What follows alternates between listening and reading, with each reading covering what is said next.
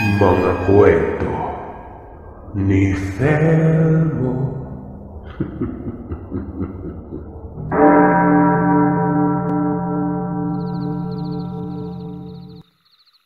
Mapagpalang araw sa inyo, Sir Seth. Itago mo na lamang ako sa aking pagkakakilanlan. Tawagin niyo na lamang akong Omar. Tubong Kamindanawan, isang mananaw. Pero ngayong kasalukuyan ay naninirahan na ako dito sa syudad ng Kamaynilaan. Isa ako sa masusugid mong tagapakinig, Sir Seth. Lalo ng aking butihing may bahay. Kaya naman nais ko ding ibahagi sa iyo ang kwentong hango sa tunay kong karanasan. Kasama mga pinsan ko. Noong kabinataan namin ay naninirahan pa kami sa isang baryo sa lugar ng Mindanao. Hindi na lamang ako magbabanggit pa ng pangalan sa baryong ito. Basta't nasasakop ito ng Mindanao at liblib pa talagang lugar na yun noong kabataan ko pa. Dekada 90. Araw ng Sabado, nang puntahan ako sa aming bahay ng dalawa kong pinsang sina Ali at Amir. Malayo pa lang rinig ko na ang tawanan at boses ng dalawa na nagkakatuwaan. Kasalukuyang nasa bakuran kasi ako ng araw na yun at napag-utusang magsibak ng kahoy na panggatong namin. "Mapya maod to, Omar," bati ni Ali nang mauna itong makalapit sa akin. Nang ibig sabihin ay magandang tanghali nun. Mabilis namang sumigunda si Amir at magiliw ko din silang binate. "Ano't na parito kayo?" tanong ko sa dalawa. Hindi naman agad sumagot ang dalawa at naggunwari pang hinanap ang aking ama. "Nasa bayan si Itay. Sinamahan si nanay na mamili." "Siya ba yung sadya nyo?" muling tanong ko at saglit na itinigil ang pagsisibak ng kahoy. Nagkatinginan pang dalawa. Saka lumapit sa akin na parang may sikretong sasabihin ng mga ito. Hindi pa nga nakontento ang mga ito at kulang na lamang ay idikit na sa akin ang pagmumukha nila. Teka, ang init-init eh. Ano bang sasabihin nyo at bakit kailangang isubsob nyo na sa akin yung mga pagmumukha nyo?" Tirik na tirik kasi ang araw sa kalangitan at nasa bakuran ako't ilang oras nang nagsisibak ng kahoy nun. Kasi pre, sige na sabihin mo na, Amir." wika ni Ali, sabay tulak kay Amir nun. Bali magpinsan kaming tatlo. Magkakapatid ang mga ama namin. Sa iisang baryo lamang din kami nakatira pero medyo layo-layo na ang bahay na kinatitira namin nun. Magkaganon pa man, madalas pa rin kami magkakasama lalo na kapag wala kaming ginagawa at tumatambay lang. Sabay na rin kasi kaming tatlo na lumaki, kaya't malapit talaga kami sa isa't isa. "Ikaw na." Tulak ulit ni Amir sa pinsan naming si Ali, na para bang nagkakahiyaan ang mga ito sasabihin nila. "Sasabihin niyo ba talagang sadya niyo dito o magtutulakan na lang kayo?" "Oo na, sasabihin na pero lumapit ka kasi." Sambit ni Amir at siya na nga mismong lumapit sa akin. Niyaya kasi ako ni Fatima na magtungo sa bahay nila. Fiesta. At ang sabi, ang kanyang ama yung nag-aya sa akin na pumunta ron para makilala ako ng lubusan. Rinig na rinig ko yun na para bang ayaw nilang may ibang tawang makaalam sa sinasabi niya. Kunot noon naman akong napatingin sa kanya at nagtataka. May kakaibang bali-balita kasi sa aming baryo. Patungkol sa pamilyang pinagmulan ng babaeng si Fatima. Si Fatima yung tagasunod baryo? Yung dalawang baryo mula dito sa atin? Tanong ko. Sunod-sunod na tumango naman ang tugon ng pinsan ko at wagas pa ang pagkakangiti nito. "Bakit? Anong meron?" muli kong tanong at hindi pa rin nawawala ang pagtataka sa akin noon. "Huwag mong sabihin itinuloy mo talaga yung panliligaw sa kanya." Dagdag ko pa at pinaningkitan ng mata ang dalawa kong pinsan noon. Nakita kong napakamot ng batok ang pinsan kong si Amir at mapait na tapangiti. Ang totoo, Mag-iisang buwan na kami ni Fatima. Huwag ka maingay ah. Atin-atin lang. Hindi pwedeng malaman ng iba eh. Alam mo naman. Pag-amin ni Amir. Alam mong iba yung paniniwala nila Fatima. Alam mong mayayari ka sa mga magulang mo kapag nalaman nilang nakikipagrelasyon ka sa babaeng yun. Buntong hiningang wika ko at napapailing na lang. Kaya nga huwag ka maingay eh. Sige na, sumama ka na lang sa amin ni Ali. Oo nga, ano ka ba pre? Minsan lang mainlove tong pinsan natin oh. Suporta na lang natin. Segunda naman ni Ali noon. Napapunas na lamang ako sa pawis kong tumatagaktak sa noo at napalingon sa paligid. Mabuti na lang at wala pa ang mga magulang ko at walang nakarinig sa amin dahil kung nagkataon, malilintikan talaga kami noon. Mahigpit kasi kaming pinagbabawalang makipagrelasyon nang wala pa sa tamang edad. Lalo na kapag iba ang reliyon ng babaeng napupusuan namin. Ewan ko ba kung bakit gano'n ang patakaran noon sa amin. Basta't sinusunod na lamang namin yun ng walang tanong-tanong. Isa pa, nasa mga edad 17 pa lamang kami ng mga panahong ito. Nakapisan pa sa puder na mga magulang namin at wala pang kakayahang tumayo sa mga sariling paa. Kaya kinakailangan talaga ay sumunod kami sa anumang nais nila basta't makakabuti ang mga yun sa amin. Bukod pa doon, usap-usapan sa baryo namin na may lahing aswang ang pamilya ng babae. Sa kadahilan ng mahilap sa tao ang mga ito, bukod kay Fatima, na siyang kaduda-duda pa rin naman ang mga kinikilos. Sa tuwing may nangyayari pang krimen sa aming lugar ay parati itong naiuugnay sa pamilya ng dalaga. Nariyan kasing bago mamatay ang mga nasabing biktima, ay isa sa kanilang pamilya ang nakakasama ng biktimang yon. Minsan na ring namataan sa kalagitnaan ng gabi ang ama ng babaeng si Fatima, na umaaligid sa bahay ng isang buntis sa kalapit baryo nila. Nataon pa na walang kasama sa bayang buntis na yon. At tila ba minamanman na nito ng ama ng babae at naghihintay lang ng tiyempo para makapangbiktima. Mabuti na lamang umanot bago pa man may nagawang hindi magandang lalaki, ay dumating na ang iba pang kasama ng buntis sa bahay. Kaya naman kinaumagahan lang, ay umusbong lalo ang usapin patungkol sa pamilya ni Fatima. Kataka-taka pang hinahayaan lang ng mga ito ang tsismis na kumakalat sa lugar at ni isang pagtanggi ay wala man lamang silang ginawa. Sa kabilangan ng mga yon ay nananatiling tahimik lamang ang kanilang pamilya. Kahit palantara na silang sinasabihang may lahing aswang. Ayon pa sa matatanda sa aming lugar, ganun talaga umano ang mga aswang. Hindi itinatanggi ng mga ito kung ano ang katotohanan patungkol sa kanila at hinahayaan lamang nilang kumalat ito hanggang sa bigla na lang sila maglaho ng walang nakakaalam. Hindi man ganun katibay ang naging basihan para pagbintang ang aswang ang kanilang pamilya dahil wala namang nakakitang nagpalit sila ng anyo o kumain ng tao at hilaw na karne. Ay parang ganun na rin ang lumalabas. Hinahayaan lang kasi nila ito. Parang ibang tao ka naman yan, pre. Pagbigyan mo na't ngayon lang naman tinamaan ni Cupido itong pinsa natin na to. Pangungulit pa ni Ali noon. O na. Ano bang balak nyo?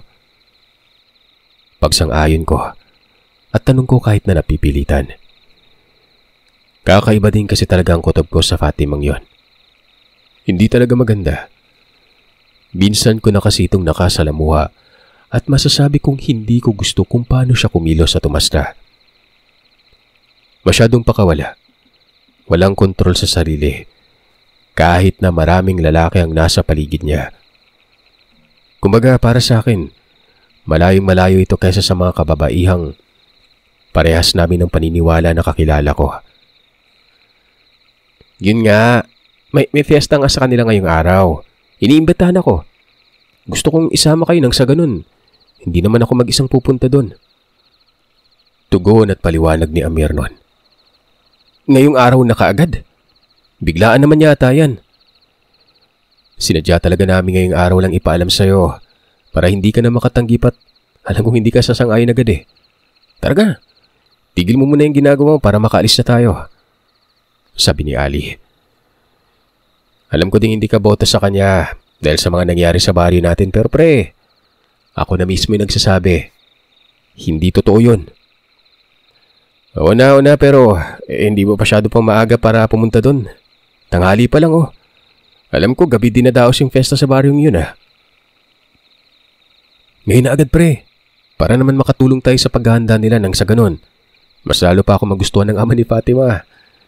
Bika ni Amir. Sige na pre. Pag-ibigyan na natin tong mokong na to. Nakakahiya eh. Tulungan niyo muna akong ipasok yung mga to sa kusina para mabilis kong matapos to at makaalis na tayo. Baka maabutan pa ako nila Itay eh. Suwestyon ko sa dalawat. Wala namang pag-atubiling tumulong ang mga ito. Marami-rami na kasi akong nasibak na panggatong na mga oras na yun kaya naman minadali na naming maipasok ang lahat sa loob ng kusina. Makaraan lamang ang ilang minuto. Natapos na rin namin ito. Saglit akong nagpaalam para pumasok sa loob ng silid tulugan ko at nang makapagbihis ng damit. Saan ang punta nyo? Salubong na tanong sa akin ng nakababata kong kapatid na si Karya. Pagkalabas ko ng silid nun. Dyan lang. May pupunta lang kami sa kanto. Pwedeng sumama? Sagot niya. Napatingin ako sa dalawang pinsan ko na nakaupo sa may sala. Nakita kong sumenya sa mga ito tumiling-iling.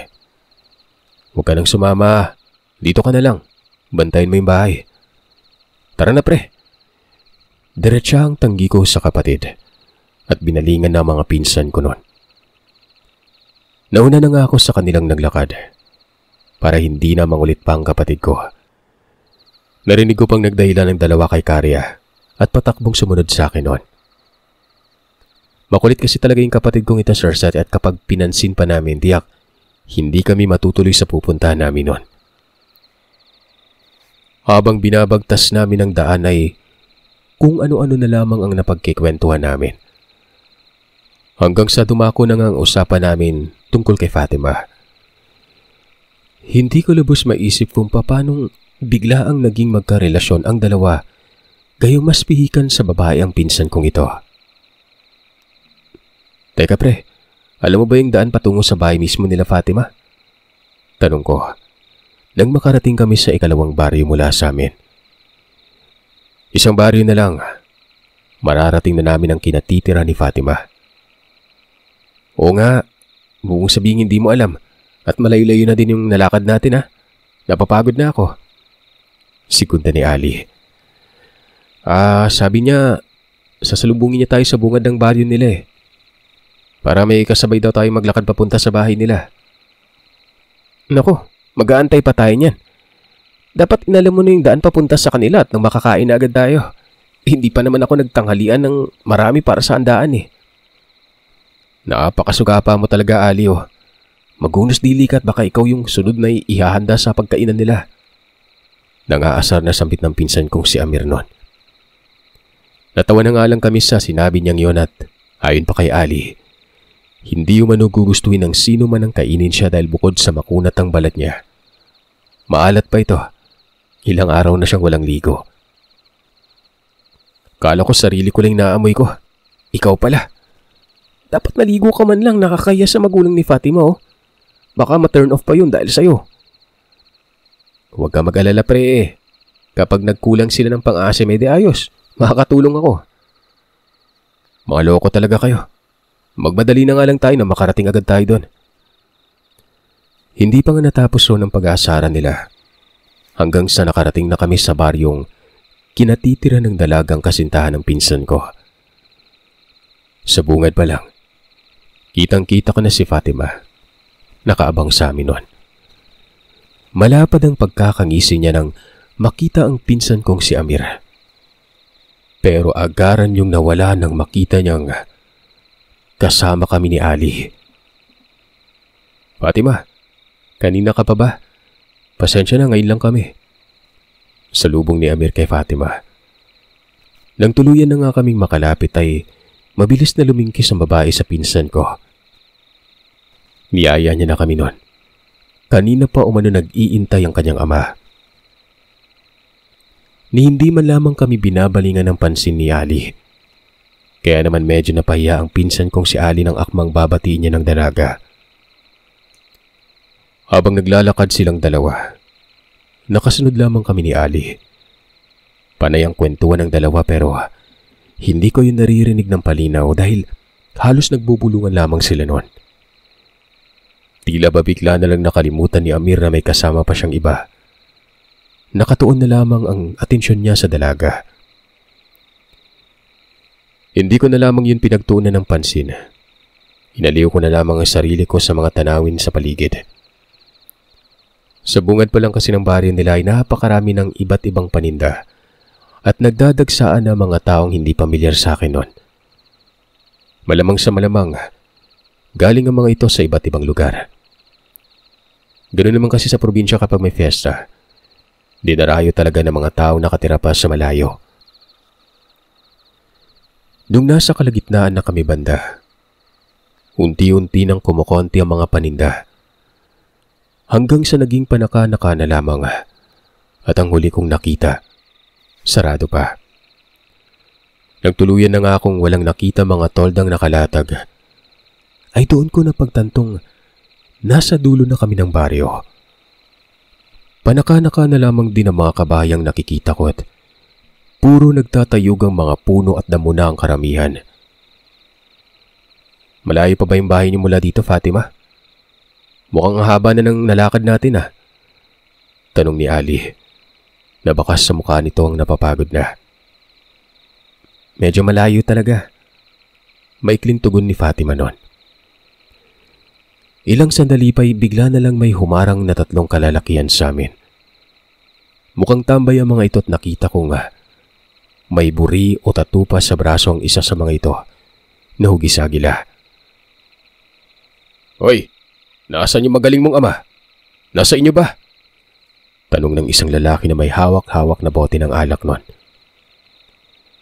Mukhang may tama na rin ito dahil sa tono ng pananalita niya at nananapak talagang amoy na nagmumula sa bibig nito. Abay, mukhang may mga bisita kayo Dagdag ng isang matangkad pero may payat na pangangatawan. Hindi ba alam na mga yan kung anong klaseng pamilya yung dadaluhan nila? Hoy, kayo! Hindi nyo alam! Baling na tanong sa amin ng lalaking may buris sa katawan. Halina kayo, huwag niyong pansinin yan. Sambit ni Fatima. At mabilis na naglakad habang hawak-hawak ang kamay ng pinsan ko. Pasensya na po, dadaan lang po kami. Paghingi naman ng tawad ni Ali at sumunod na sa dalawa noon. Bago pa man kami makalayo, narinig ko pang nagtawanan ng 3. Dahil sa tagpong yon ay mas lalo pang bumilis ang paglalakad ni Fatima at Amir. Halos takbuhin na nga ng 200. Hindi naman kami magkanda o gaga sa paghabol sa kanila. Makaraan ng ilang sandali, matapos naming sumuot sa masukal at makitid na daan, natanaw na rin namin ang isang may kalakihang kubo sa may gitna ng palayan. Nang igala ko ang paningin ko sa paligid, ay hindi ko maiwasang hindi makaramdam ng kaba. Napapalibutan ng nagtatayugang niyog ang palayan at tiyak kong malayo na ito sa mga kabahayan sa baryong yon. Kahit siguro magsisisigaw ka ng magsisisigaw, ay walang makakarinig sa iyo kung walang mapapadaan doon. Malapit na tayo. Magmadali kayo. Sambit ni Fatima. Hindi pa man kami nakakalapit. Nalalangap ko na ang mabangong amoy ng pagkain. Nakita ko na rin ang usok mula sa kusina nila.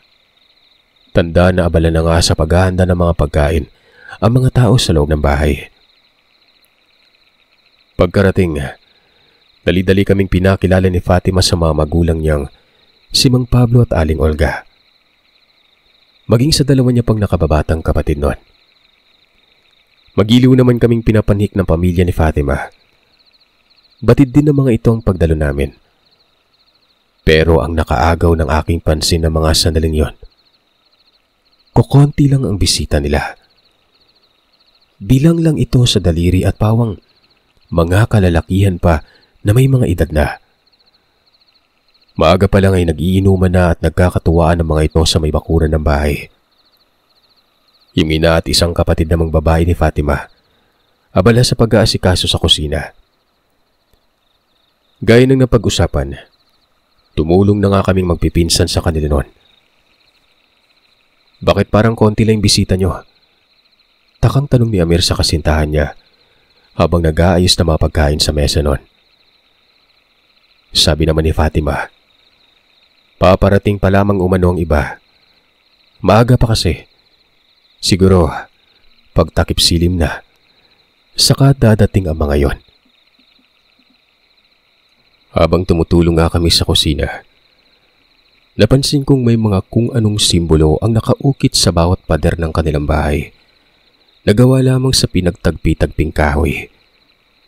Napansin ko ding may mga maliliit na botelya ang nakasabit sa bintana ng bahay at pintuan noon. Naglalaman yun ng kung anong maliliit na ugat. At may kapiraso din ng papel sa loob. Nang dumako ang paningin ko sa may lababo nila ay nakita ko ang naglalakihang mga patalim na nakasabit lamang sa dingding at may bakas pa ng dugo noon. Kaya naman kinutuban na ako ng hindi maganda't nanindig talaga mga balahibo ko sa katawan. Lalo na nang maalala ko ang sinabi ng mga magulang ko na may pamilya ng aswang ang naninirahan malapit lamang sa baryo namin. At ang pamilya nga ni Fatima ang pinaghihinalaan sa baryo namin noon. Paano ba namang hindi kayong sa liblib na sila nakatira at malayo pa sa mga kabayan? Nang mga sandaling yon ay tila ba unti-unti na akong nakukumbinsing. Tama nga mga kabaryo ko. Bahagyan na rin akong nilulukuban ng takot sa sarili habang pinagmamasdan ng mga matutulis na patalim sa dingding. Kumain na muna kayo at papatapos na itong huling niluluto namin. Nakangiting wika ni Aling Olga. Hindi na kami nakatanggi pa sa alok nito dahil gutom na rin kaming magpipinsan. Malayo-layo din ang nilakad namin at pawang wala pang mga tanghalian.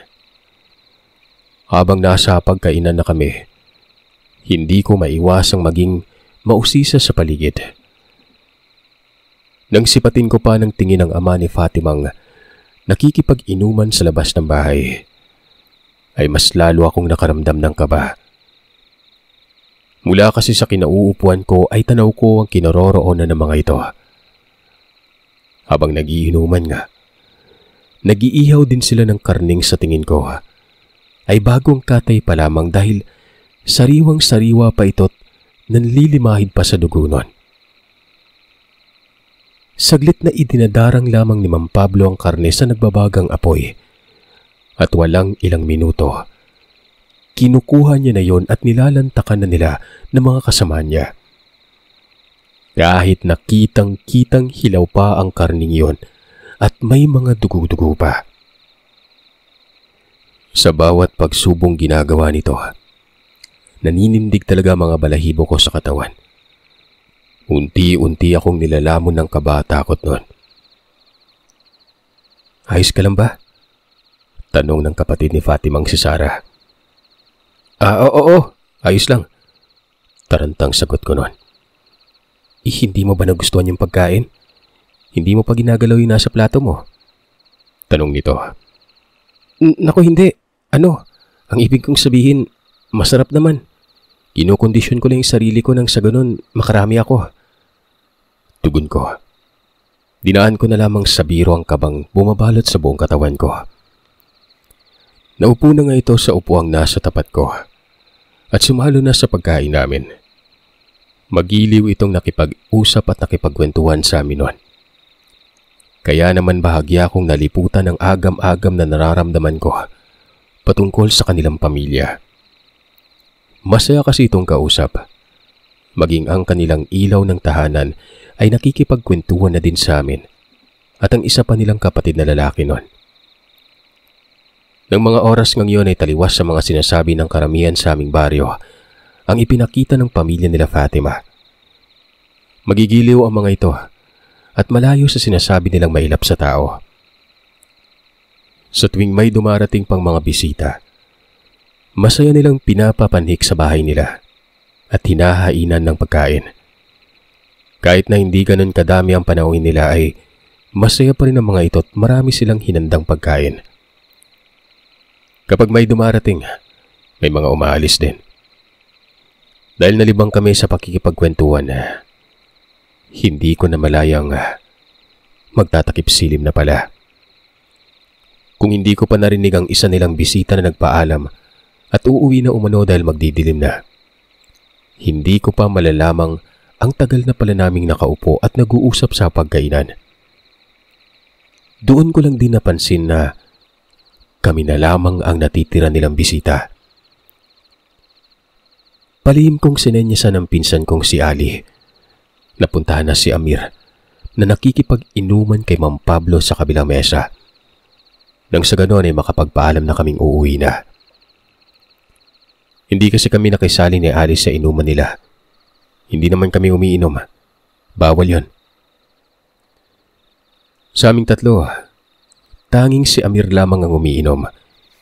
Kumbaga sinuway niya ang paniniwala namin noon.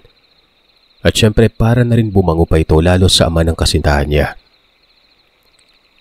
Habang iniintay kong makabalik si Ali dahil nasa may likuran ng bahay pumesto mga ito, nakaramdam ako ng pagkaihi. Saglit akong nagpaalam sa kapatid ni Fatima. Hindi ko na nga hinintay pang makasagot ito dahil ihing-ihi na talaga ako't naninindig na mga balahibo ko. Pagkalabas ko ng bahay, dali-dali akong naghanap ng pwedeng maihian. Hindi kalayuan. Nakita kong isang punong may kalakihan. Mabilis akong nagtungo roon at doon nga ay nagbawas ng tubig sa katawan. Hindi pa man ako nakakatapos. Nakarinig ako ng kakaiba pero may hinang huni ng ibong hindi ko matukoy kung anong klase yon. Napakahina nun na parang bumubulong na lang sa tenga ko. Sa hindi malamang dahilan, ay naramdaman kong nanindig muli ang mga balahibo ko sa katawan. Dali-dali na nga akong nagpakpag at patakbong bumalik sa bahay nila Fatima. Pero bago pa man ako makapasok sa pintuan, napalingon pa ako. Hindi kalayuan sa labas ng bakuran, may nakita akong 3 bulto ng taong nakatayo kung saan kami dumaan kanina lang. Nakatayo lang ang mga ito at pakiwari ko'y nakatanaw lamang sa direksyon ng bahay. Dahil madilim-dilim na ang paligid, hindi ko lubusang makita ang itsura ng mga ito pero batid kong kalalakihan ng mga yon base sa tindig nila. Pre, andyan ka na pala. Mabuti nakapagpaalam din kami sa mga magulang ni Fatima na uwi na tayo. Tumuloy na nga ako sa pagpasok sa loob ng bahay nang marinig ko ang boses ni Amir. Saglit pang nakipag-usap si Amir sa mga magulang ng kasintahan niya. Nagpasalamat ito sa paanyaya nila. Ganoon na nga din ang ginawa namin ni Ali. Nagpaalam at nagpasalamat na rin kami. Mag-iingat kayo sa daan at gabi na, wika ni Aling Olga. Hinatid pa kami patungo sa tarangkahan ng kanilang bahay.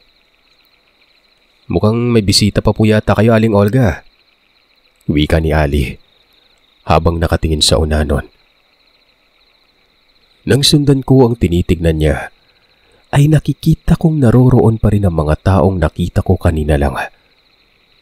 Pero sa pagkakataong yon, papalapit na ng papalapit ang mga ito't madilim man, ay naaaninag kong malapat ang pagkakangisi ng kanilang mga labi. Sandaling natahimik si Aling Olga at parabang natigilan ito. Fatima, ang iyong ama. Tawagin mo ang iyong ama. Nahihintakutang wika ni Aling Olga habang nakatingin pa rin sa mga taong papalapit sa bahay. Agara namang tumalima si Fatima sa inutos ng kanyang ina't nagkukumahog itong bumalik sa loob ng bahay habang tinatawag ang kanyang ama. Nang balingan ko ng tingin si Aling Olga, kitang-kita ko ang takot na biglang nabuo sa kanyang mukha. Bahagya pang nanginig ang kanyang kamay na napapakapit sa anak niyang si Sarah. Kaya naman labis naming ipinagtakang magpipinsan ang naging reaksyon nila noon. "Pumasok kayo sa loob ng bahay," wika ni Mang Pablo na hindi ko man lang namalayan ang pagdating niya. "Madali kayo!" dagdag pa nito. Iginayak na niya ang kanyang mag-ina pabalik sa loob ng bahay noon. Wala na kaming ibang nagawa kundi ang sumunod na din sa kanila pabalik sa loob. Ramdam na rin kasi namin ang tensyong namumuo sa paligid noon. Mabilis na inutusan ni Mang Pablo si Fatima at si Sarah na isarado ang lahat ng bintana at pinto ng bahay nila. Walang tanong-tanong na sumunod naman ang dalawat nagkukumahog pa mga ito. Ano pong nangyari? Bakit po parang takot na takot kayo?" "Dumito na muna kayo. Delikado kung uuwi pa kayo." Halos magkagulo na nga sila sa loob ng bahay. Natataranta namang nagtungo sa kusina si Aling Olga. Pagkabalik nito, bitbit na niya ang isang garapong naglalaman ng asin. "Ano pong gagawin mo dyan, Aling Olga?" tanong ng pinsan ko. "Pangontra ito," tugon niya. "Pangontra saan po? Ano po bang nangyayari?" "Wala nang oras para magpaliwanag. Pilitin niyong ikalma yung mga sarili ninyo ha. Huwag kayong matakot. Nang sa ganun madali nating mapalayas yung mga animal na yan. Itinaon talaga nilang ngayon sumugod dito." Mahabang tugon ni Pablo. Magtatanong pa sana ako nang bigla kaming makarinig ng sunod-sunod at malalakas na pagbagsak mula sa bubungan na para bang sinadya itong batuhin ng mga bato. Dahil gawa na sa yero ang bubungan nila, nagulat talaga kaming lahat sa lakas nun. Kasunod noon ay nakarinig kami ng mga tawanan sa labas ng bahay. Hindi iyon tawa ng normal na tao, sa kadahilan ng tila ba nasa ilalim ito ng lupa. Mas lalo pa nga akong natakot nang umalingaw-ngaw sa paligid namin ang huni ng mga wakwak nun. Rinig na rinig din namin mula sa loob ang malalakas na pagaspas ng pakpak mula sa labas.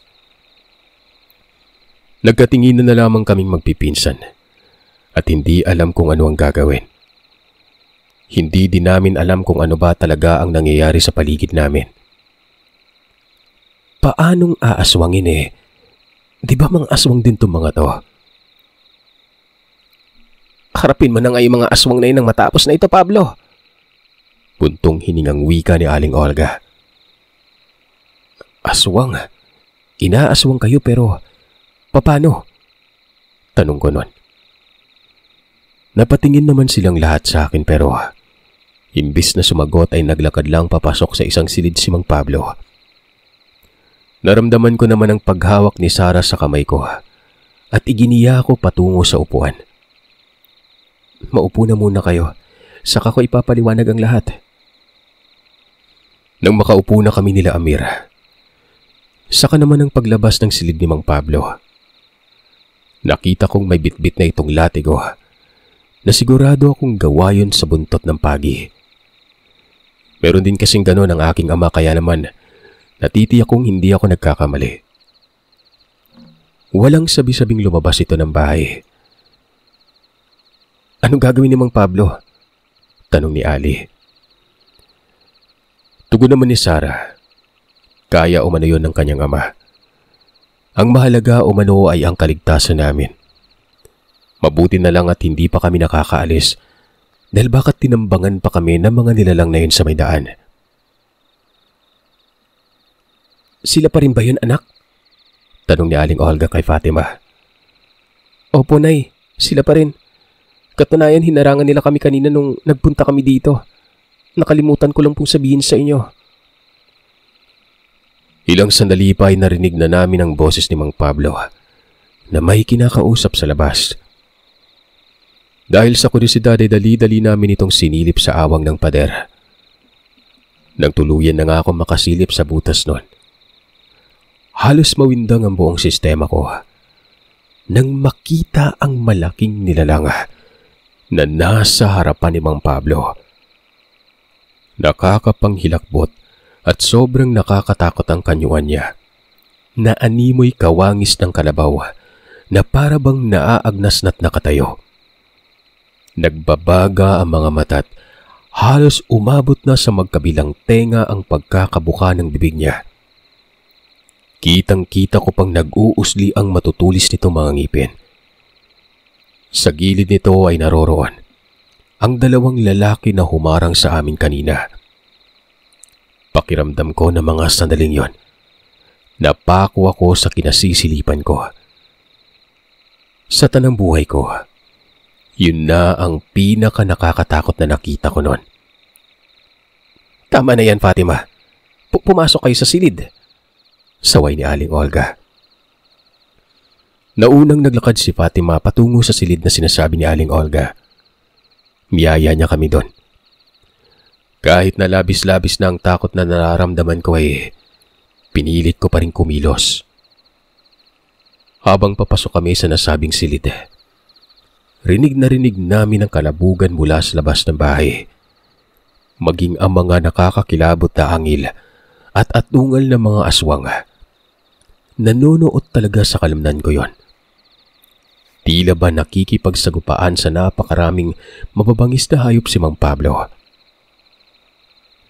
Nang makapasok na kami sa silid, bumungad sa akin ang isang malaking altar. May mga iba't ibang ribulto at gamit na ayon kay Fatima. Pangontra mga yon sa masasamang inilalang. Doon nga ay sinabi nilang magkapatid na wala silang lahing aswang. Nabibilang umano ang kanilang angkan sa mga tinatawag na santigwar. Miyembro ng manunugis na aswang ang kanyang ama. Kaya naman kung saan may bibiktimahin ng aswang, naroroon ito para magmanman. Nang malaman nga yun ng mga aswang na naninirahan sa kanilang baryo, ang mga ito mismo ang nagpakalat na aswang si Mang Pablo. Nang sa ganon, maibaling sa kanilang pamilya ang atensyon ng mga taong walang kamuang-muang sa mga nangyayari sa lugar. Katulad ko. Kung ganon, bakit hindi niyo man lang sinabi yung katotohanan yan? Nang sa ganon luminis yung pangalan niyo?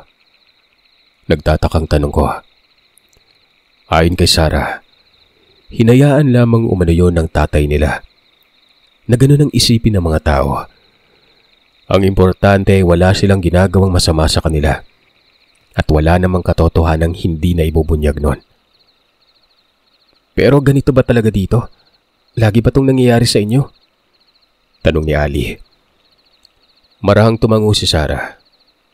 Ilang sandali pa ay natigilan kami sa pag-uusap nang narinig namin ang malakas na pag-atungal ng mga nilalang sa labas.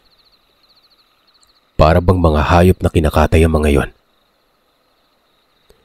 Kasunod noon ay nakarinig kami ng mga mabibigat na yabag na mga paang aakalain mong animoy nagkukumahog tumakbo papalayo.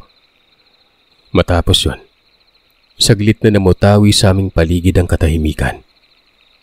Makaraan pa ang ilang minuto, narinig na namin ang langit-ngit ng pagbukas ng pinto nun. Kaya naman dali-dali kaming napasilip sa maliliit na awang sa pader ng silid na kinaroroonan namin. Na makita naming pumasok na si Mang Pablo, ay dali-daling binuksan ni Fatima ang pinto at lumabas ito. Sumunod na rin kami doon.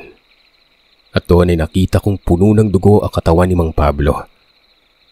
Nung una'y inakala ko pang galing ang mga yon sa sugat niya mismo. Alalang-ala pa kami sa kalagayan nito. Kahit na anong tanong pa ni Aling Olga ay hindi sumasagot si Mang Pablo. Nahalatang pagod na pagod noon. Mabilis namang kumuha ng tubig na mainom si Fatima. Ibinigay yon sa kanyang ama. Walang kagatol-gatol naman itong tinungga ni Mang Pablo. Nung may masmasan na ito, saka lang niya sinagot ang asawa at sinabing ayos lang siya. Ang mga bahid ng dugo sa katawan niya ay galing sa mga aswang na sumalakay sa kanila. Dali-dali namang kumuha si Aling Olga ng maligamgam na tubig at bimpo. Taranta niyang pinunasan ng dugong nasa katawan ng asawa. Nang sa ganon ay ito mismo ang makakita kung totoo nga bang hindi yun galing kay Mang Pablo. Maging ako man ay duda ng mga sandaling yon. Pero nang malinis ng katawan niya, hindi ko maiwasang mamangha. Ni galos ay walang natamo si Mang Pablo. Hindi ko man nakita ang pakikipagsagupaan nito ay nakakamangha talaga. Nagapi ni Mang Pablo ang mga nilalang na sumalakay sa kanilang bahay. Minabuti nitong sa kanila na kami magpalipas ng gabi. Hindi na kami nito hinayaan pang umuwi na at nagsuwestyon pang kinabukasan ay siya na maghahatid sa amin pabalik sa baryo namin. Sa kabila ng katakot-takot na mga nangyari ng gabing yon, labis-labis ang tuwang naramdaman ng pinsan kong si Amir. Malinaw na sa amin na hindi totoo ang usap-usapang kumakalat sa baryo namin. At syempre higit sa lahat, nakaisa pa siya sa anak ni Mang Pablo nung tulog ng lahat. Paano ko nalaman? Huwag na kayo magtanong. Kinabukasan nga inatid kami ni Mang Pablo hanggang sa bungad ng baryo namin. Mabuti na lang at hindi ito naisip na sa mismong bahay kami ihatid dahil talagang wasak ang kinabukasan namin kung nagkataon. Kanya-kanyang dahilan na nga lang kaming magpipinsan sa mga magulang namin kung bakit hindi kami nakauwi nung nagdaang gabi. Hindi naman kasi pwedeng sabihin namin ang katotohanan dahil tiyak masasabon kami noon. Makalipas ang ilang linggo, unti-unting nawawala ng usapan patungkol sa aswang ang pamilya nila Fatima. Dahil nung gabing nangyari ang pagsalakay ng mga nilalang, may isang kabaryo nilang nakasaksi sa lahat ng nangyari. Magmula din noon ay napag-alaman kong marami na ang nagtutungo sa kanilang bahay para magpagamot sa ama ni Fatima, na siyang hindi naman tinatanggihan ni Mang Pablo. Sa kabila ng mga usap-usapang kumalat sa baryo noon ukol sa pamilya nila, malugod pa rin nilang pinaunlakan ang mga nagpapagamot noon.